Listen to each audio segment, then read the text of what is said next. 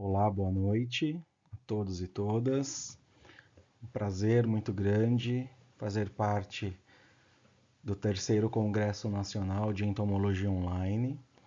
Me chamo Everton, sou biólogo de formação, sou especialista em educação ambiental pela Universidade de Guarulhos, sou especialista em epidemiologia pela Faculdade Metropolitana de São Paulo, sou mestre em ciências no programa de entomologia em saúde pública da Faculdade de Saúde Pública da Universidade de São Paulo. Atualmente sou professor de biologia de ensino médio no Colégio Marupiara. Também faço parte da equipe de revisores de artigos científicos do CONAPES 2023, o Congresso Nacional Online de Atenção Primária à Saúde. E a partir de agosto retomo minha atividade como docente universitário na Universidade Cruzeiro do Sul, lecionando as disciplinas de Fisiologia Humana, Anatomia Humana, a Histologia Animal e Biologia Celular. E hoje aqui vou conversar um pouquinho com vocês sobre uma das partes do resultado do meu trabalho de conclusão do mestrado, né? Falar um pouquinho sobre a importância da educação formal e informal para a profilaxia de doenças negligenciadas transmitidas por vetores, caso a doença de Chagas. Então, esse foi o capítulo de um livro que foi produzido a partir desses resultados da dissertação de mestrado, e junto com um artigo também falando sobre a análise da percepção de acadêmicos, né, de estudantes de medicina de São José do Rio Preto sobre a doença de Chagas, né? Tem o principal vetor, como ocorre a transmissão e se a doença de Chagas tem cura ou não, que esse foi o ponto principal aí desse artigo, que eu vou falar um pouquinho mais para frente. Então, prazer novamente e espero que todos possam desfrutar aí desse momento de conversa que vamos ter aí, falando um pouquinho sobre os processos educativos formais e não formais. Bom, para começar, a gente precisa compreender que a doença de Chagas, né, é uma doença negligenciada, não só a doença de Chagas, mas outras doenças como dengue, zika, chikungunya, febre amarela, doenças transmitidas por vetores, né?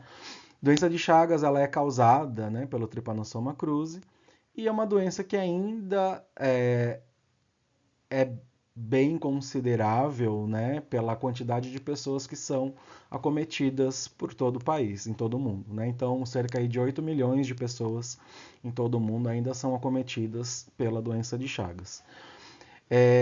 Desde a descoberta da doença de Chagas, a educação ela tem sido um veículo extremamente importante e fundamental para o processo de enfrentamento dessa doença, né?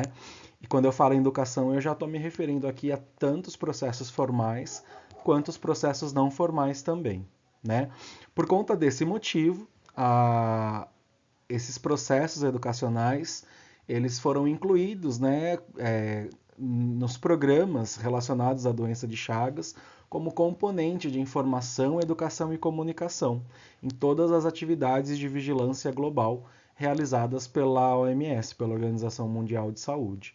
Então, os processos educativos, né, de informação, de comunicação, eles fazem parte dessas atividades de vigilância.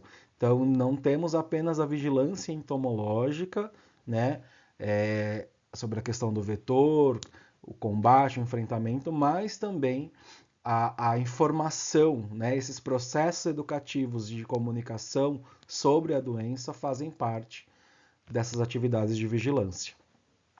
Então, as práticas relacionadas, né, a essa doença, elas podem e devem ser desenvolvidas tanto em espaços de educação formal.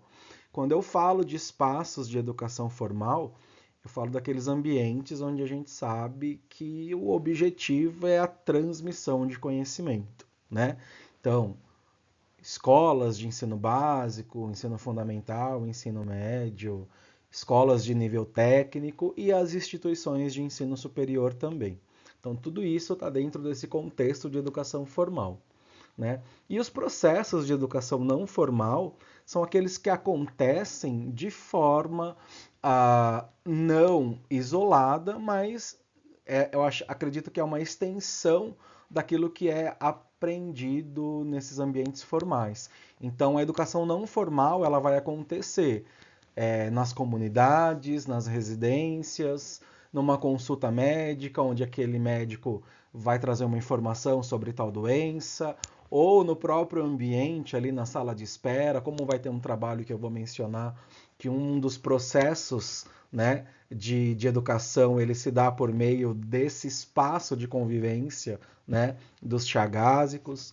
A questão, né, de museus também, de folhetos informativos, painéis acerca da doença e tudo que é veiculado pelas mídias sociais na internet. Então, tudo isso faz parte desse ambiente, desse processo não formal de educação, que não é menos relevante do que um processo formal, né? A gente precisa compreender que, por vezes, esses processos não formais eles têm uma eficácia mais considerável do que um processo formal. Porque nos processos formais, a gente precisa levar em consideração o contexto no qual aquela comunidade está inserida, né? Saber trazer uma abordagem específica para aquele público que vai ser atingido. Então, considerar o ambiente em que eles já vivem, considerar aquilo que para eles é importante ou não. Então, os processos não formais, eles não são menos significativos que os processos formais, correto? Falando um pouquinho agora sobre a doença de Chagas e a educação, né? Então, o enfrentamento dessa doença negligenciada, ela começa a partir do momento que ela é descoberta, né, por Carlos Chagas. Então, ele foi de extrema importância aí para o conhecimento, né, para tudo que a gente conhece de doença de Chagas.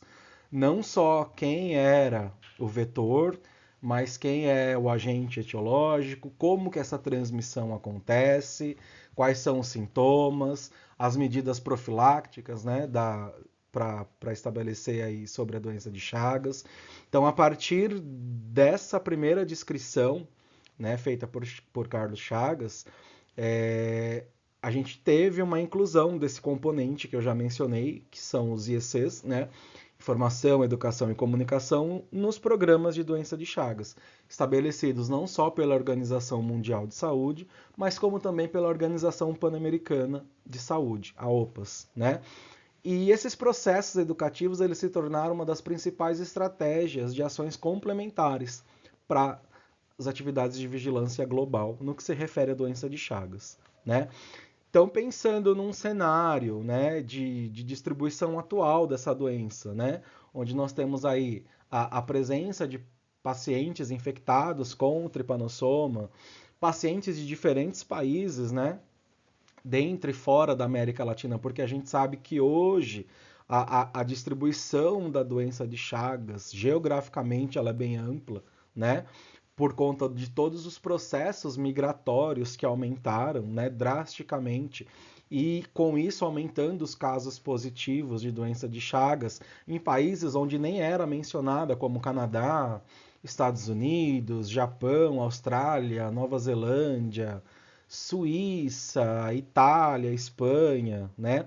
A gente tem uma necessidade muito grande de que a educação sobre a doença de Chagas ela possa incluir diferentes contextos, né? Como, por exemplo, se naquele local tem a presença ou não daquele vetor, né? Se é um ambiente rural, um ambiente urbano, um ambiente periurbano, né? E os espaços de estudos, né? Os espaços onde esse contexto de educação ele vai ser possibilitado, se é um ambiente formal ou não. E aí, a partir disso, permitir que esses conceitos, né, sejam fundamentados em abordagens multidimensionais. Mas o objetivo é incluir uma perspectiva educacional dialógica, porque no diálogo, na conversa, na sensibilização, a gente tem um fator que as pessoas elas se sentem parte daquele processo, de ensino-aprendizagem, naquele processo educativo. Então, todas as medidas, a partir do momento que eu sensibilizo e que eu empodero as pessoas, eu tenho uma eficácia nesses programas de enfrentamento às doenças negligenciadas, né? E com isso, a gente vai ultrapassar todos os conceitos biomédicos, porque até então é muito comum a gente observar programas de enfrentamento de doença de Chagas, onde é falado, onde é discutido apenas o vetor, e a gente esquece de contextualizar aquele ambiente, aquela população que é acometida pela doença, né, os costumes, né, o que a gente pode, não digo alterar, mas possibilitar de informação para que minimize a transmissão da doença. Né? E que as próprias comunidades, a partir desse empoderamento, elas possam avaliar e tomar decisões, né? E atuar com esses líderes que estão à frente aí do combate a essa doença negligenciada. Pensando nisso, né, eu vou citar alguns autores, né, de todo esse levantamento bibliográfico que foi feito para que esse capítulo de livro pudesse ser produzido. Né? A gente foi considerando algumas coisas que estavam e que estão acontecendo e que favorecem, né, todos esses processos formais e não formais de educação. Então, alguns autores como Sammartino, Maciek e Pastorino, né, de um artigo que foi produzido, né, que foi publicado em 2020, eles consideram que a educação, quando ela está centrada, quando ela é pautada num processo, né, com um caráter dialógico e transformador, ela tem um papel fundamental nas atividades entomoepidemiológicas, né? Então, você possibilitar que aquela comunidade específica atue nesse processo de formação, seja de forma formal ou não, né? Isso possibilita uma eficácia muito grande nesses programas de controles a essas epidemias e a essas doenças negligenciadas, né? Esses mesmos autores afirmam que a educação ela tem um papel transformador quando ela atua na promoção de mudanças e perspectivas, né? Juntamente associadas a esses processos formativos e informativos, porque não adianta eu só passar informação. Eu preciso formar, eu preciso sensibilizar aquela população para que a promoção daquela prevenção de doença aconteça. Né? Outros autores, como Coren e Junqueira, em 2015, né, num artigo também publicado, eles destacaram a necessidade da promoção da saúde como o controle da doença de Chagas, a partir de políticas públicas que envolvessem educação sanitária. Essa educação sanitária, a gente entende que ela precisa acontecer em todos os ambientes de estudo, todos os espaços educativos. Então, a educação sanitária ou a educação e promoção de saúde, eu bato muito na tecla e defendo muito que precisa ser uma disciplina dentro de sala de aula, dentro das escolas, né? Porque a partir desses processos, quando eu conheço aquela doença, quando eu entendo um mecanismo de infecção de um determinado patógeno, se tem um vetor no meio desse processo, eu consigo, a partir de observações naquele ambiente em que eu estou, identificar se eu estou num ambiente propício para que uma proliferação de um determinado tipo de inseto possa acontecer e os problemas que isso vai me ocasionar lá na frente. Então, essa promoção de educação em saúde, ela precisa acontecer nesses espaços formais e a continuidade precisa se estender nos espaços informais, né?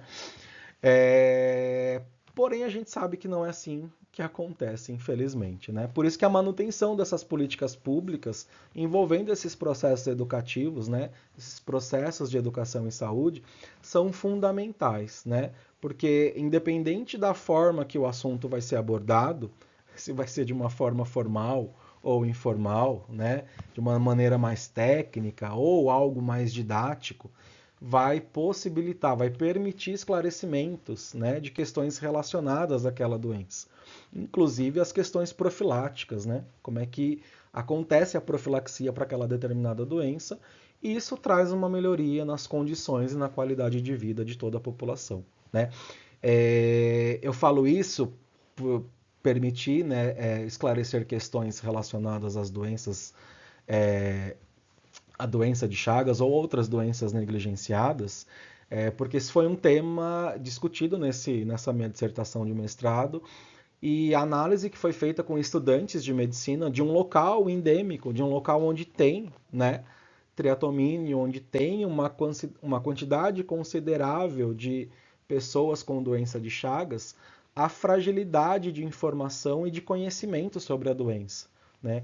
Então, essas políticas que promovem educação e saúde, elas precisam estar bem fundamentadas e estarem presentes, né? Não só no papel, mas que de fato sejam efetivas.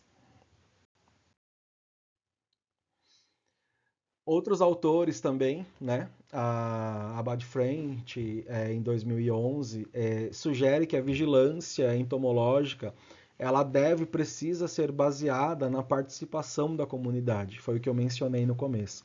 Quando eu envolvo a comunidade, né? Quando eu empodero uma pessoa, um líder da comunidade, né? Por meio de ações, é, a educação em saúde ela se torna relevante para aquela população, para aquela comunidade, porque eles se sentem parte daquilo, eles se sentem envolvidos e é muito mais fácil você possibilitar qualquer forma de ensino para essa comunidade, né? E acaba sendo relevante na profilaxia dessas doenças. E os resultados, quando ocorre esse envolvimento, nós temos aí resultados permanentes, né? Resultados significativos e duradouros. Outro autor também, né, Ávila, em um estudo, em um artigo publicado em 98, ele menciona, ele destaca que a educação em saúde deverá sempre ser considerada como um componente dos programas de controle de vetores, né? E quando a gente fala de doença de Chagas, ele destaca que nesses programas precisa ser enfatizada a importância dos triatomíneos como o transmissor, né, da Trypanosoma cruzi. Isso foi algo discutido nesse artigo que foi publicado no meu projeto, com esses estudantes de medicina. A gente sabe que hoje a doença de Chagas ela tem várias formas de transmissão, né? Mas segundo a OMS, a mais significativa e a que mais acontece ainda é por meio de um vetor, ainda é por meio do triatomínio. Então, isso é uma falha que ocorre aí na percepção desses acadêmicos, né? Eles ainda não compreendem, ou uma parcela significativa deles ainda não entendem que a principal forma de transmissão é pelas fezes e urina do barbeiro, né?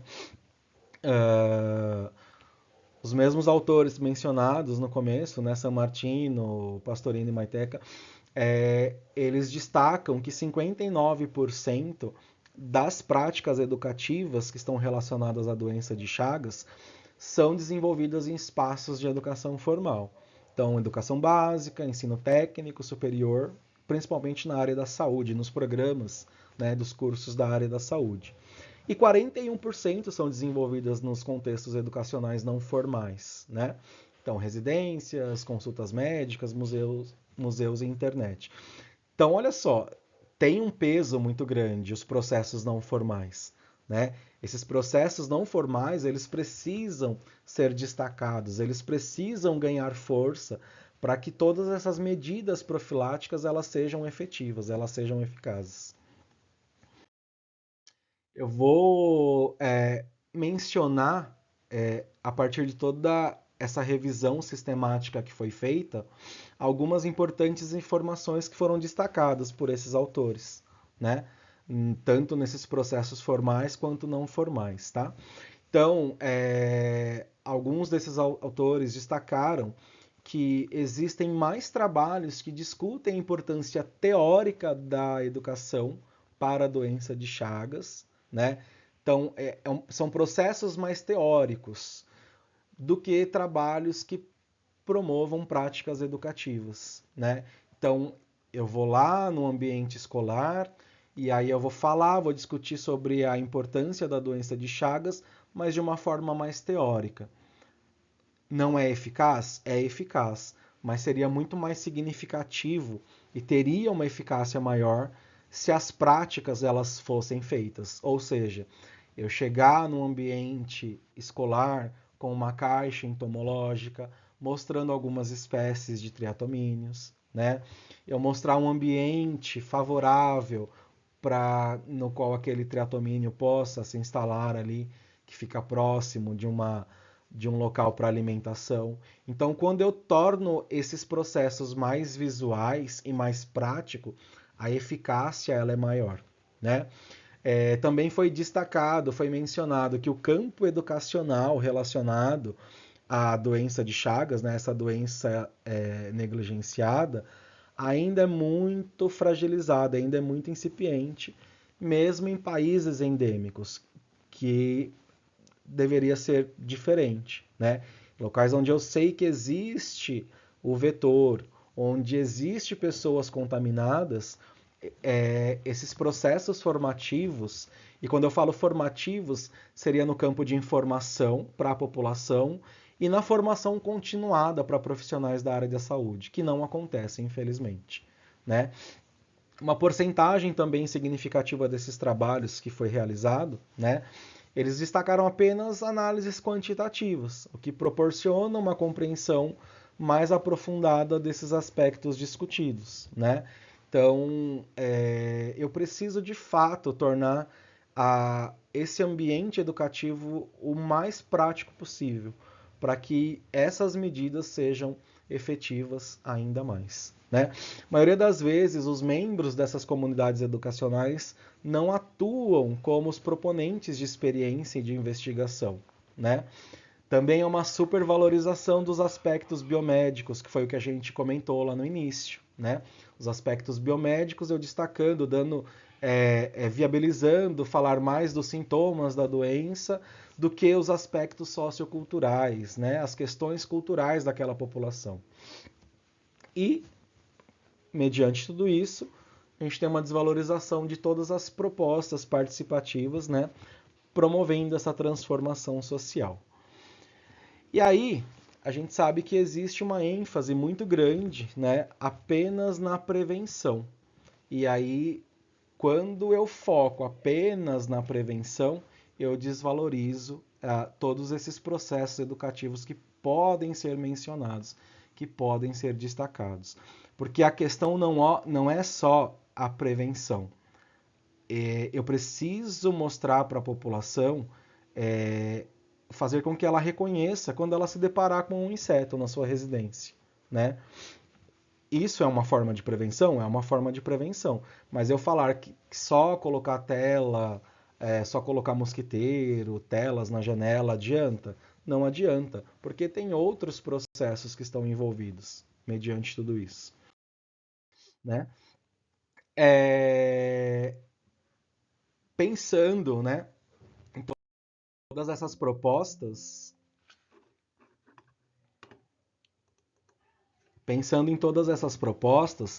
a Organização Mundial de Saúde ela destaca a importância da educação em saúde e eu vou mencionar agora alguns trabalhos, né, de educação formal que foram realizados com crianças, né? Eles fizeram a análise da percepção de crianças na cidade de Yucatán, no México, e essas crianças, elas, de forma muito simples, mas com uma objetividade muito simbólica e muito grande, eles conseguiram mostrar ali através de desenhos, né, o local onde o barbeiro fica, os possíveis reservatórios ou as fontes alimentares desse inseto, o local onde o inseto tem maior afinidade, né, para se alimentar.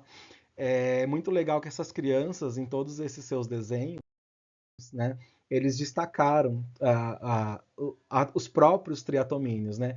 Desenharam a forma com que eles compreendem que é o animal. Então, é um local onde é uma área hiperendêmica, né? Onde tem uma circulação muito grande do vetor, e essas crianças conhecem, elas já estão familiarizadas.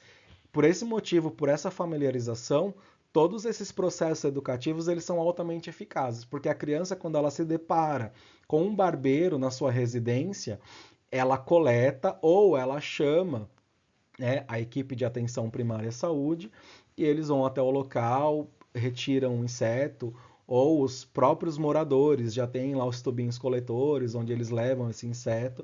Então existe uma parceria. Por quê? Porque todos esses processos formativos foi acontecendo de maneira que a comunidade estivesse envolvida, estivesse participativa nesses processos. Então os resultados são significativos. Eles tiveram uma redução muito importante no caso de pessoas contaminadas por doença de Chagas, né? Por conta desses processos formais de educação. Ainda falando, né, de educação formal, é, outros dois autores também avaliaram conhecimento, né, e as atitudes de profissionais de saúde aqui do Brasil. Médicos, enfermeiros, auxiliares de enfermagem e os agentes comunitários de saúde sobre a doença de Chagas. E eles observaram um percentual bem significativo de profissionais que apresentam dúvidas sobre todos os processos relacionados à doença de Chagas, forma de transmissão, sintomas, profilaxia, né? E destacou-se, né, e ressaltou-se a necessidade de adotar medidas eficientes para capacitar esses profissionais, né? Então, quando a gente fala da educação em saúde, a gente precisa destacar a importância de atuar não só nos ciclos básicos, mas dar continuidade nos processos formativos, né, desses profissionais, visando aí a alcançar um controle, né, e atender adequadamente esses pacientes. Outro autor, Ferreira, também avaliou o conhecimento de médicos, né, desse mesmo projeto, desse mesmo trabalho, e eles destacaram que muitos deles relataram não sentir-se totalmente seguros para os atendimentos clínicos, né?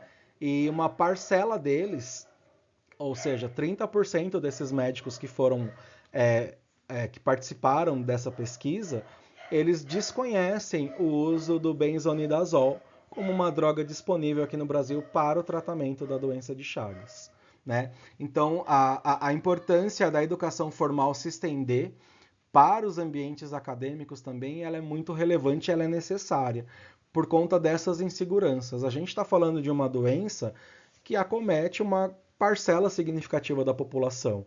Então, quanto mais eu conhecer dos mecanismos de transmissão, das profilaxias e dos tratamentos, eu tenho uma eficácia, né, no combate, né, à contaminação pelo tripanossoma.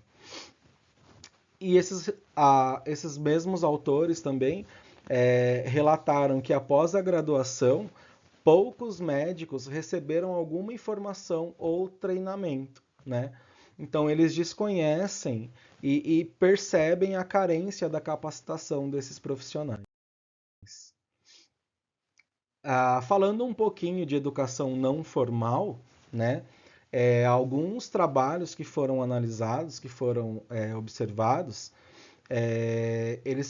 foi percebido que as ações educativas relacionadas à vigilância constante desses vetores, elas devem ser promovidas nas comunidades, né?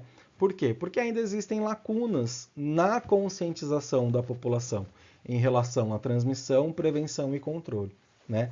É o que eu falo, quando a gente conscientiza ou quando a gente sensibiliza, eu gosto mais da palavra sensibilizar, porque na sensibilização a gente traz para junto essas pessoas, né? Quando eu sensibilizo, eu torno aquela pessoa parte desse processo educativo. Mesmo ele ainda em construção, a pessoa se sente parte de tudo aquilo que está acontecendo e a eficácia dos projetos, elas são bem mais garantidas, né? Então, a atuação da comunidade local ela é imprescindível para as ações dos programas de controle de vetor, né? Uma vez que esses moradores atuam como elo entre a incidência dos triatomínios e todas as estratégias que são adotadas pelos controles de vigilância desses próprios municípios. considerando, né, a ideia ainda de tornar os membros da comunidade como próprios agentes promotores de saúde, né? Isso é uma proposta estabelecida, né? E é um complexo, é um fenômeno multidimensional que envolve, né? Por isso que eu falo, vai muito mais além da gente envolver as questões biomédicas da doença, né? Eu preciso entender todo esse contexto socioeconômico, ambiental e os fatores, né, psicológicos e socioculturais dessa comunidade. E tudo isso é importante para a promoção de novas perspectivas, né, possibilitando diálogos, capacitação, enfim, pelos próprios membros da comunidade. Continuando ainda, né, eu vou mencionar dois projetos que foi bem relevante durante toda essa pesquisa, ainda sobre educação não formal. Um dos projetos chama Projeto Corarte, né? É o Coração com Arte em Sala de Espera. Isso foi idealizado aqui no Brasil, não me recordo do município, me perdoe. Mas esse projeto ele promove a atenção integral à pessoa com chagas, né?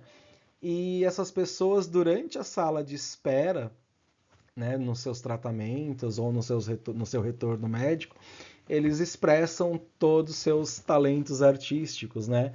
Então, tem escrita de cordel, poesia, grafite, tudo isso promovendo um diálogo e troca de experiências sobre o tratamento clínico e as necessidades psicossociais dessas pessoas. Ou seja, cria-se uma atmosfera, um ambiente agradável, mesmo sabendo a gravidade da doença, mas um ambiente onde essas pessoas elas podem trocar ideias, informações, os tratamentos que estão realizando, e ali elas estão expressando ali, né, seus dons artísticos. Muito bacana.